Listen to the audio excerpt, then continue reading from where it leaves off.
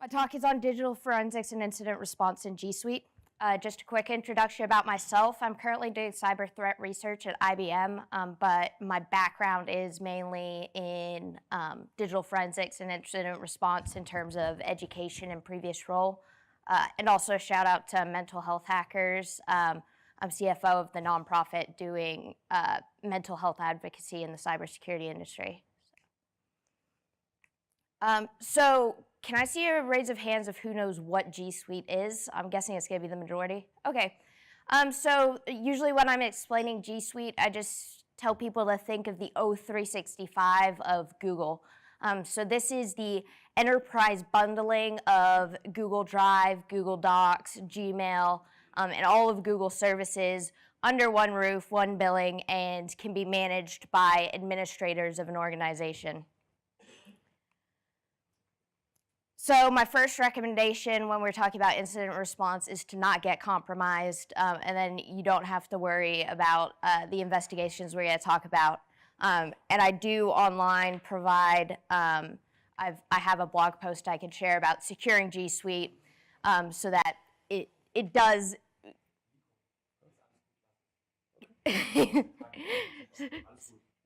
so that it does reduce the chance you get compromised. So that's the best way, and I'll also talk about the end, kind of the lessons learned, and why this organization never should have been compromised to begin with. But essentially, there's a lot of steps to be taken, as with any enterprise environment that you're securing. But when we're talking about cloud-based enterprise services, the big thing is 2FA. Most incidents that we'd talk about when we're talking about G Suite compromises could have been prevented if 2FA was enforced by administrators. So that's the big thing I'd recommend, and there's the link to the blog post I wrote about that. So kind of some differentiations between what I'm going to be talking about deeper and kind of what obviously, there's a lot of different kinds of environments and stuff, but traditional DFIR, I'm kind of talking about if you were to enter a traditional Windows domain environment at an enterprise, leveraging Exchange and Active Directory and that kind of thing. So starting by mapping kind of the red side of things so we can get a picture of what the attacker's doing in order to understand what we're investigating, is you still have the cyber attack kill chain as you would in any incident. The attacker's performing reconnaissance to find out what domain your G Suite is tied to. And for example, when you're setting up Gmail, you're creating MX records that point to Google. So if you are searching a company domain and you see they have MX records for all the Google name servers, there's a good chance that they're using G Suite to handle email. Weaponization and delivery, that of course is how do you get into the domain. There's a lot more limited options with G Suite since you do have Google's defenses backing you. It's not a web app sitting out there vulnerable. Google's locked most of it down. It's now what methods such as social engineering can be used. Exploitation, again, how do you get in? How do you get into the account? And again, you're not going to be SQL injecting Google. You're not going to be brute forcing the Google login. So you're looking at obtaining credentials through social engineering and phishing. Installation, there's less like actual installing malware on the service, on the server, because again, it's Google servers, it's Google, but we're talking about achieving persistence when we're talking installation. Command and control, again, there's less communicating back, but there is ways of more directly establishing a foothold and making sure you have communication with that G Suite environment. And on objective, what do you do? And the prime targets for a G Suite environment are going to be that you can exfiltrate data. If you essentially you have G Drive, Google Drive, which is their entire enterprise file system. So there's likely to be a good amount of information in there. And then just using those email accounts to either phish further targets or spam other accounts. And the SlideShare link at the bottom, that is a Black Hills InfoSec talk. Basically the same thing I'm doing, but focused on red team instead of blue team. So I won't get heavy into, much heavier into the red teaming side of things. But if you're interested in learning on how to attack G Suite environments. I highly recommend that talk. So what kind of incident types are we looking at? In traditional DFIR, we've got a much wider attack scope. You have malware on devices, you have phishing attacks, denial of service against networks, web attacks and exploiting vulnerabilities in web apps, things like that. Again, Google's protecting their infrastructure itself, so you're not worrying about those underlying servers. We're more worried about phishing, information leak, which is typically due to just incorrect permissions. You let people share with everyone, and to make it easiest, they just say share public so they can keep dropping people link, but then your stuff can be come across in Google. And account abuse, again, they've got your account and they don't really care about your data itself, but that account is just another weapon in their toolbox. The attack vector. For traditional environments, you have a variety of access methods. You could do public-facing web app exploitation. You can go the social engineering route through a user, malicious attachment in a document, that kind of thing. There's a lot of different aspects. G Suite is more of a smaller attack surface. Again, there's a lot of the infrastructure that's covered that you don't have to worry about. And you're almost fully led to social engineering. I do put brute force because it is kind of possible, but obviously Google will lock you out if you're coming from the same IP, if it's excessive number of login attempts. But if you look at that red teaming talk, Black Hills InfoSec recommends some methods of like switching up your IP, doing delays. So long term it might be possible. But far less likely you're going to get in by just pure brute force. In the environment, traditional, again, we're talking about an enterprise environment with many devices, many device types. You might have something like Active Directory where you can find those centralized settings, but there's also a lot more like system independent and user independent settings that you might have to worry about. A single registry key buried on a single system. Whereas with G Suite, you're going to look at the single platform. You've got an admin panel where you have kind of that control over the user, and you're able to see all the settings at a larger scope.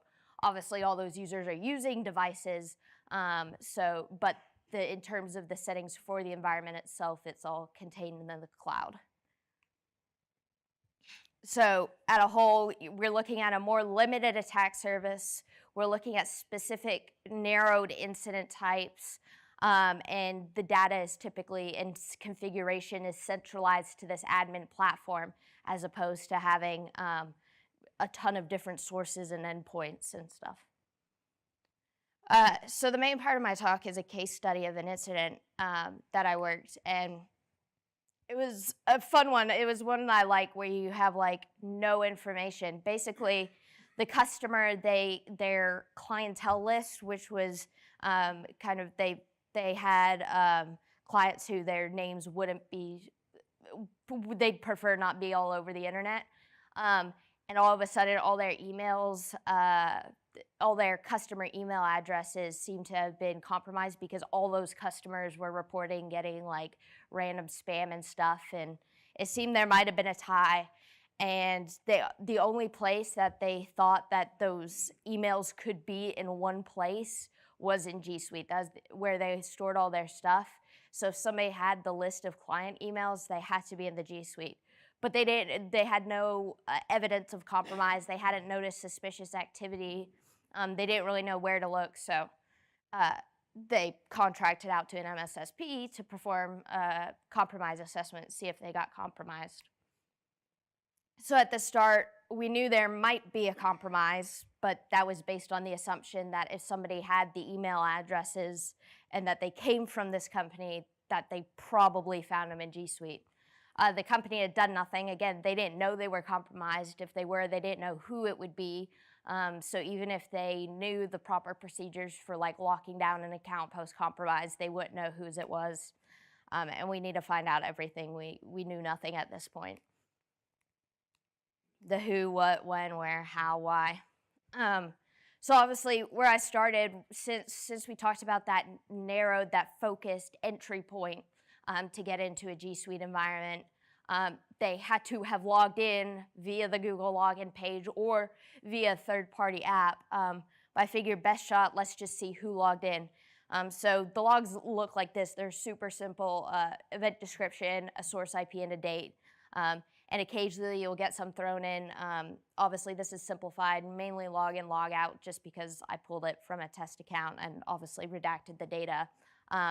But you can also, you'll see things in these logs like a login challenge. So Google detected it was a different company, country, so they threw up a prompt, a challenge prompt, or potentially the login failures would be on here. Well, we saw all login logouts. There was no nothing super suspicious. So I just decided to start going through the list of IPs and see if anything stood out. I didn't have, this data wasn't in a SIM. There's no tools on GitHub to process like G Suite specifically. And I'm not very handy, or at this time, I was not as handy with programming, so I didn't like write a Python script or Bash script or anything to look it up. I just typed whois a bunch of times until I found what I was looking for. Post-incident, Eric Capuano, who I was working with at the time on this incident, created a tool that would ingest that CSV format and map it and color code based on activity type. So on the map, you'll see login, logouts, audit failures pinpointed. And this activity was pretty normal. They were kind of a national company and also went to the Caribbean on occasion. So this is kind of the activity we would expect. What we did not expect, which I found when I was doing all the whois lookups, again, this pretty map was post-incident, was this. We asked the client if they were in Kentucky one morning and like Iraq the next, and they said they were not. So we were pretty sure we found our smoking gun at that point. And this blog post at the bottom, he's published the mapping tool for the CSV on GitHub, and it's an interactive map, and you'll see that on the blog post. You can like hover over and it'll give you the details of different things. So if you quickly want to see who was logging in from the Middle East, you can see that information.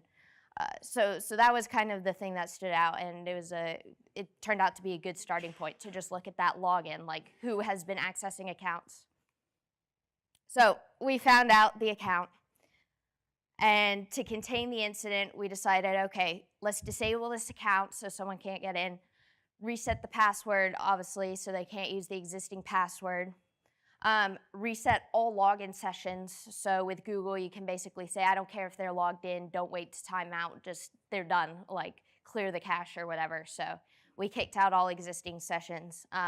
At this point, we were also, of course, telling the client, like, hey, we should get 2FA in front of this because we don't know the exact source of the incident, but good chance this never would have happened with 2FA. So we recommended that. So now we know whose account was compromised. We know when it was compromised, which ended up being like 3 months prior. Like it was a pretty extended time, and we were seeing the attacker like log in every few weeks and then like just not use it, no other logins, and then they'd log in again. So they're there for a pretty extended period of time. And there was only a single account that we saw this activity isolated to. No other accounts had abnormal login locations or times or anything like that. It was just this single account. And so we've disabled this compromised account, and we've reset all the sessions, but we still don't really know the initial infection vector, so to say. We don't know what the account was used for when they went in, and we don't know what the attacker, again, we know they've been there for 3 months, and we know they've come back to the account, but we don't know what they were doing at that time. And so if there would have been some sort of brute force attempt, we would have seen login failures just scattering the logs, but we didn't see any login failures. That user just got in. So best guess it was phishing, so we were thinking email vector, and of course we had the user of I've never clicked suspicious links, I'd never put my login information, and as much as we'd like to believe that, that typically does not turn out to be the case.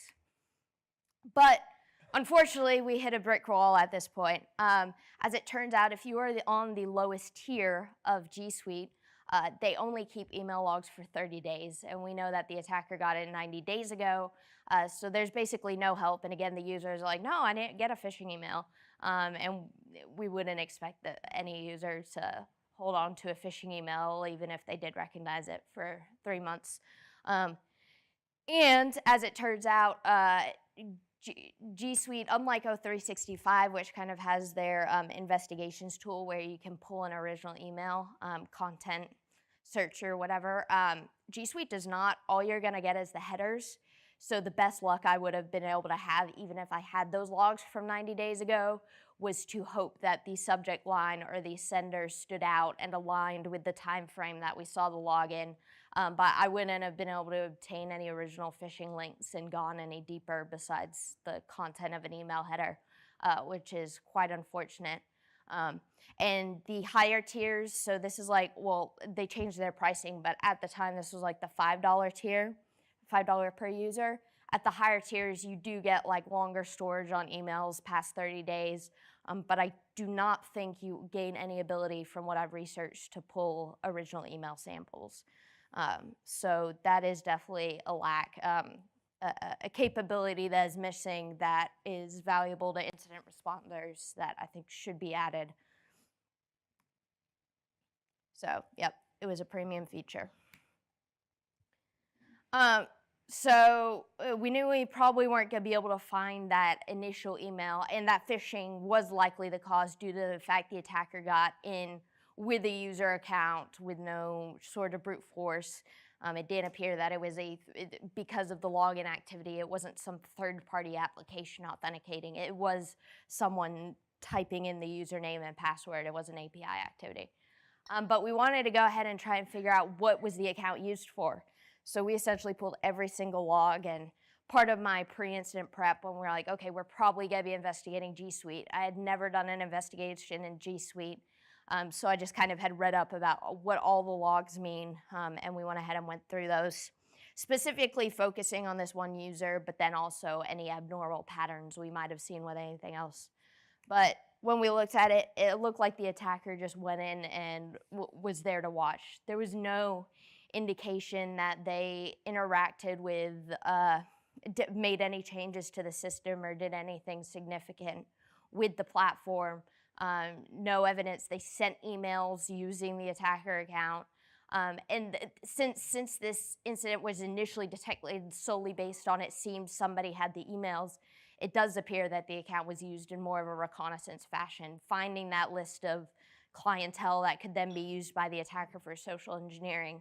But there's no evidence they tried to create files or delete files or use the account to send emails or set up any sort of trust relationships. So we're kind of, again, we're at a brick wall, so to say, in the sense that we don't have any like evidence of the attacker actually changing stuff. It looks like a reconnaissance sort of attempt. So we want to look for persistence. We've kicked the attacker out of existing sessions, but what if they could get back in? And again, the red teaming talk will talk about this more, but some varieties of ways that an attacker, the kinds of things you look for. App passwords. So if you have 2FA enabled, you don't want Outlook or your mail client asking every time, so you can create an app password that just says like, okay, this is a trusted application. But of course, that can prevent the attacker from being able to, from needing 2FA in the future. So we made sure there's no app passwords in place that weren't tied to the user. The API, make sure they didn't allow API calls of any sort that would allow them to just pull information at will. 2FA devices, obviously, we want to make sure that they didn't like enable 2FA and use their own cell phones so that they didn't get blocked by 2FA. And then the last two are kind of like really big that I look for in any business email compromise is email forwarding and email filters, because kicking, especially in a case where it looks like it was heavy reconnaissance based, you don't want, it's no good kicking the attacker out if every single email that's being sent to you has a bccattacker@gmail.com. And similarly, filters, making sure that your emails aren't being dropped on the way in to prevent you from finding. But they did do that anyway. They didn't seem to attempt to hide their tracks. Again, since they're just doing reconnaissance, it worked. They were there for 3 months and no one knew, and they were just using the data as they saw fit. So like Ron Swanson with bacon, be prepared. It definitely was, the reason I kind of wrote this talk was because when I found out there was going to be a G Suite business email compromise and I knew nothing about G Suite, there wasn't any heavy focus online about performing business email compromise investigations in G Suite. There's a lot on O365. Of course, the general incident response procedure stays the same, so I wasn't worried from that aspect. But I'm glad I took like a few hours before the incident kicked off to just click around the G Suite portal. Like, if you have to drop the $5 per user, like if there is the potential that your organization, whether in a consulting role or as an internal SOC, is going to face G Suite, let your analysts click every button in the admin portal and see those capabilities, because it's just so extensive and there's all these little nooks and crannies that you can look in, because they do, though mainly people are using it for like Google Drive and Gmail, there is Google Plus for now, and all the other little microservices that technically could be used, and that while may not be used by the organization, it's a great place for an attacker to create some backdoor account in Google Plus when they know no one's actually touching Google Plus, but it's insight into the organization.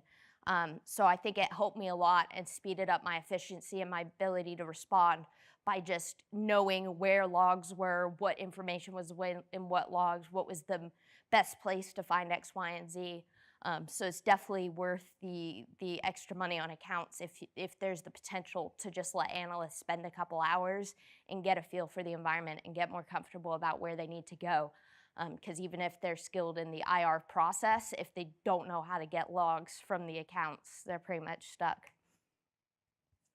So kind of some plans of what I have for the future is, first I want to get kind of it automated. Like I said, I did manual who's lookups, and they took it, my boss took it to the next step and made it so that you can do lookups, import the CSV and get it mapped, and so that's kind of a next step. But because G Suite does have an admin API, I would like to script the whole process of pulling those logs. Let's just tell the scripts that this is my G Suite domain, and here's all the APIs that logged in. And hey, look, using GeoIP lookup, we found out that even though you specified people should only be logging on from the US, there's a log on from China type thing. Kind of highlight those things automatically. And so I started kind of doing a Python script, but I'm not a programmer. And if anyone just is looking for a fun project and finds this interesting and wants to help out from the more programming side of things, I'd love help. It's kind of a mess what I have right now. And then as soon as the documentation got on like OAuth sort of API stuff, I got lost. All I've done is basic auth with Python. So I kind of moved on and skipped the authentication and went to the actual like IR stuff, but it can't actually run until I learn how to authenticate.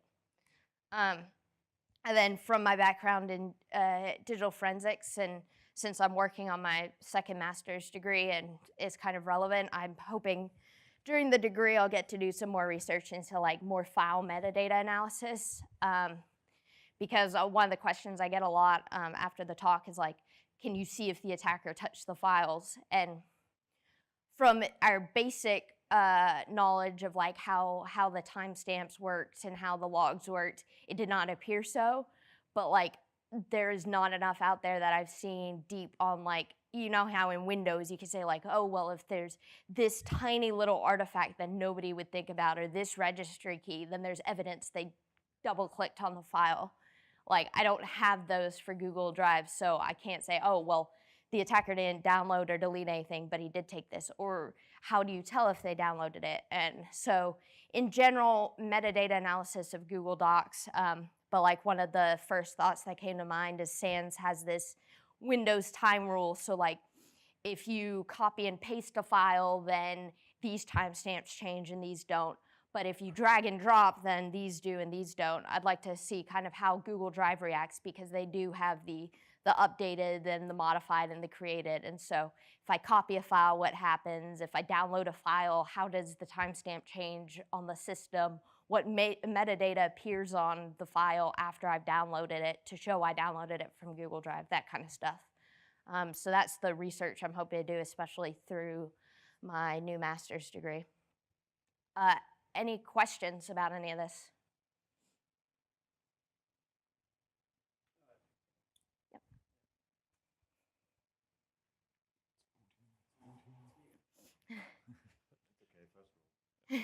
Good morning.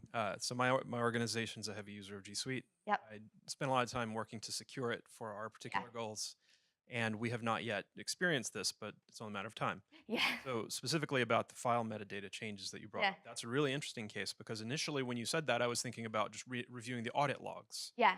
But I'm not sure if that reflects cases where someone has used Google File Stream, synced the files locally, and then done something to them. And that's the kind of thing too, the syncing of systems, because a lot of heavy G Suite users will do the automatic syncing. Right. But I haven't looked at the difference, like what tags are added and stuff. And I know so one of the things we checked for was file updates. And of course, there's you can see the file revisions. So you have a lot of capabilities of seeing the history of files, but I don't know what capabilities there are to just see the little interactions with, so yeah. Okay, that's fair. I think that's something we probably should chat about. Yeah, definitely. More questions? Hi, thank you. I have a question regarding the different pricing types you have with G Suite. So as far as I understand, you heavily talked about the basic stuff for, I think it's €4 here in Europe. And there are the business and the enterprise pricing models. Are you aware of any functionalities in the other pricing sets that make your job easier? So I know the enterprise tier, I believe the highest tier, and maybe the medium tier have a security admin portal that kind of has more security focused monitoring. I've not gotten my hands on that. And I vaguely recall I've moved out of a G Suite environment and working with G Suite environments. I mean, I'm at IBM now. They're not exactly using Google for their operations, but when I did use it, I believe Google was considering giving that kind of security stuff to lower tier. The reason I focused on lowest tier was prepare kind of for the least capability, assume you're not gonna have the pretty dashboards, and B, because at the time I was heavily focused on SMBs, they weren't paying enterprise pricing. And in general, most people who are looking at G Suite were not looking at an enterprise deployment of G Suite. So in short, yes, there are additional capabilities, but my experience with those capabilities is not heavy. Thank you. Yep. More questions?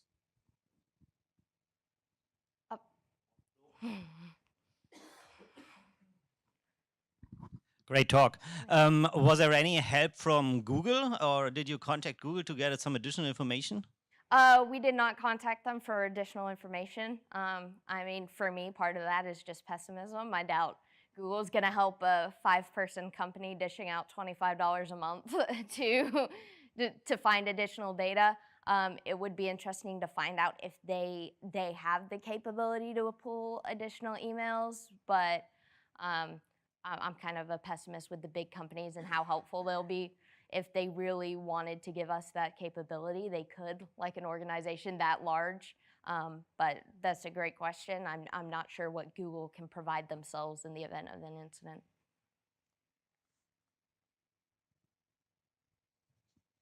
It's very clustered. I like it. So how much of a problem are third-party apps which use the Google API? They're actually, the threat's increasing based on because now I've moved into research more, so I've seen recently, in the past few weeks, a lot more reports of that usage.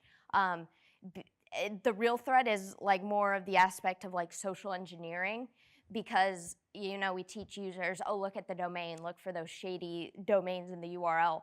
Well, when apps ask to authenticate, it comes from google.com. It's a Google logon page. When it says, hey, log in to authenticate, it's a Google logon page. So if it's telling you, like one of them was they named the app email security, and it was like authenticate to email security to verify that you are who you are.